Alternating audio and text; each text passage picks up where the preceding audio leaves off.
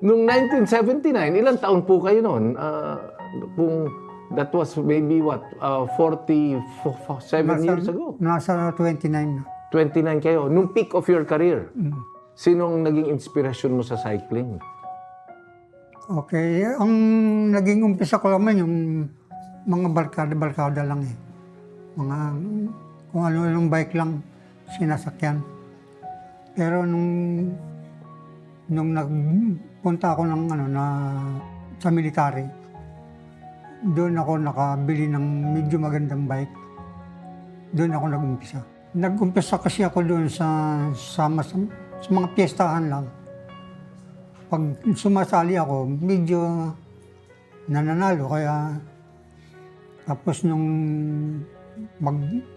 pagdating ko ng mga 20 na ko sa serbisyo, sa military.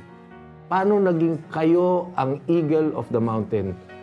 Pagdating sa pag-iensayo, kasi hindi naman kami pare-pareho ng style at saka sa bike, iba ang gamit nila, iba sa akin.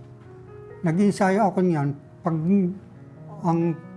ko na-ensayo, pag ang laban mga Abril, Apo. January, doon ako nag-umpisa. Ang ko naman diyan kasi yung pag-iensayo ang mahirap eh. Kaysa yung sa laban na. Kailangan matutunan mo lahat, pati yung pag-akyat, kung paano mo gagawin. Pagbabike din, kailangan maingat ka rin sa pababa eh. Pero tumatakbo yun ang napakabilis pababa. Manong, kung we turn back the hands of time, balik natin yung oras, at sabihin sa'yo, Paquito, anong gusto mo talagang sport? Cycling o volleyball o basketball o baseball o swimming?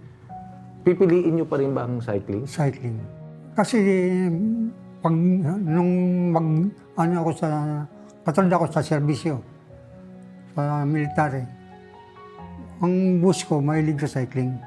Kaya doon na rin ako Never nyo naisip, Manong Paquito, na umayaw? Wala akong